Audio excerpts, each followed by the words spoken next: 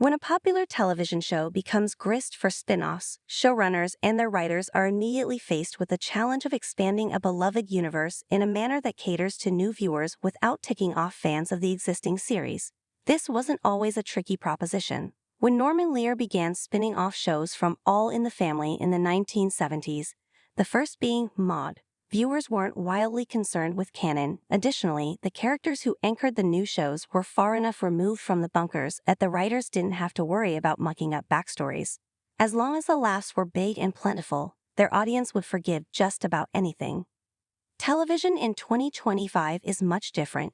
Fans fixate on every single detail and will absolutely cry foul if a character behaves contrary to how they've been portrayed in the past, or worse if a previously established detail gets fudged. So writers must tread carefully at all times, right? According to Young Sheldon co-creator Steve Malaro, not really. And he cites one of the most celebrated spin-offs of all time as evidence that you can get away with a whole lot of fudging. In an interview with TV9 after the airing of the 100th episode of Young Sheldon, Malaro was asked if he felt hidebound to every single character detail that had been revealed about Sheldon's brother Georgie on The Big Bang Theory. Was he fated to become Dr. Tire, the biggest supplier of tires in the state of Texas? Would he wind up being a twice-divorced father? Perhaps, but in 2022, Malaro didn't seem too worried about breaking canon if need be.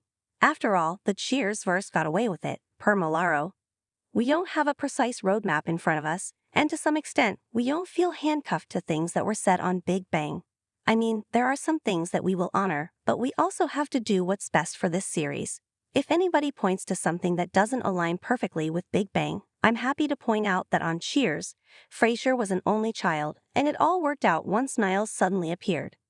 This is a fair comparison in that Frasier was a far more vital member of the Cheers ensemble than Georgie was on The Big Bang Theory.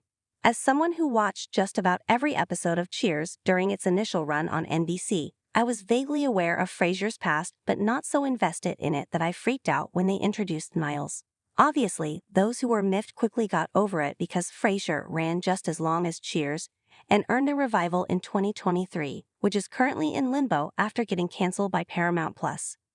As for Georgie, there certainly seems to be at least one divorce in the character's future, given that the title of his Young Sheldon spin-off is Georgie and Mandy's First Marriage.